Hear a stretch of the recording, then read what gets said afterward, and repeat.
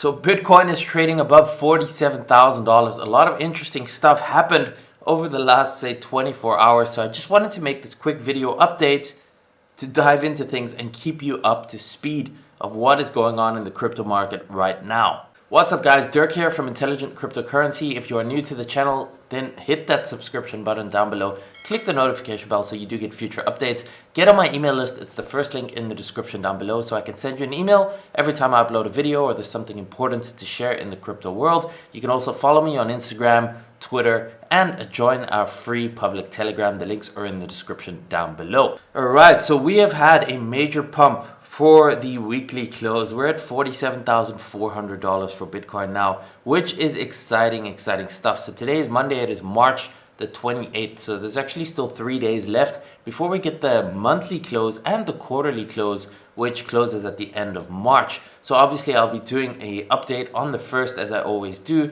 to look at those monthly closes and the quarterly close, what that shows us for the month and the quarter ahead.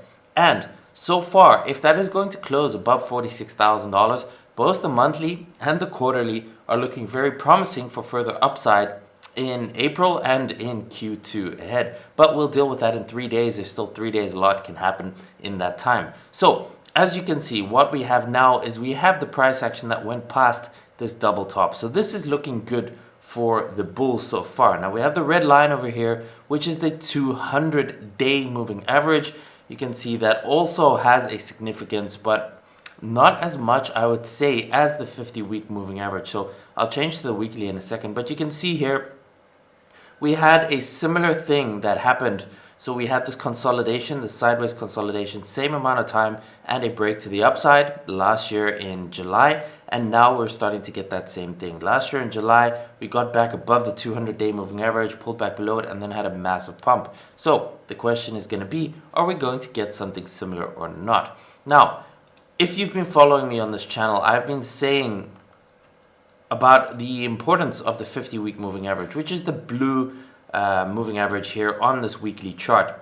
And since I think it was early December, I've been saying since we got below this 50-week moving average, we are likely in a bearish trend that has downside risk of going back all the way to the 200-week moving average, which is in the low $20,000 level.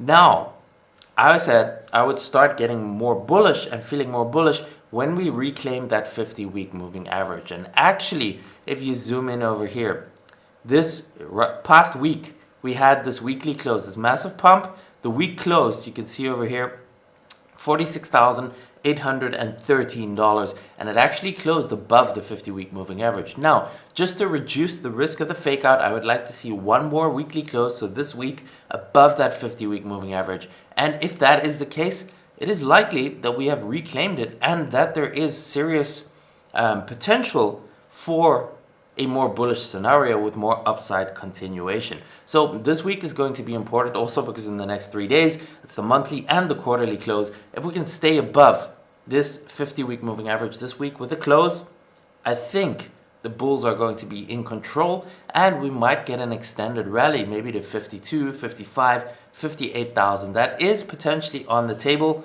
Just got to be a little bit wary of a potential bull trap and a fake out. But I do think, like I've been saying for the last couple of weeks here on the channel, that April is going to be bullish. We have been seeing the setups in the altcoin charts with daily divergences on the RSI, bullish divergences over the last few weeks. I've made videos about this in the past. You can go and see on the channel.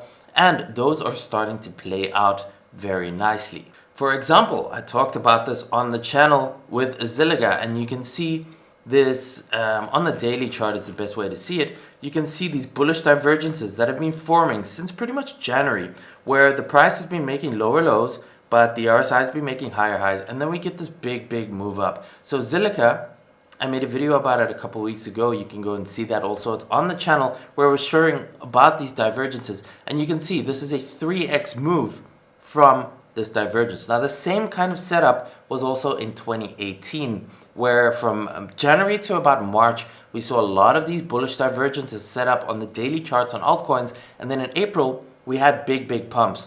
Zilliga did about a 5x in April 2018. Other altcoins did anywhere between a 1 and 2, maybe a 3x for some of them in April. So we had that relief bounce in April also. But back in 2018, the thing was, after that April pump, we got a full retrace and the market ended up going even lower. So there is still a risk that even if we do get a very nice rally and altcoins go 2 or 3x in April, maybe April/May, that after that we could get a retrace or potentially even new lows for a final capitulation before the year is done. That is a possibility, but I must say I don't personally expect that we are going to get a repeat of 2018 where we get a 2 or 3 year bear market with much lower to go. So while we might still get new lows, I don't expect an extended bear market, and I do expect the bull market to actually continue and for us to see new highs in Bitcoin.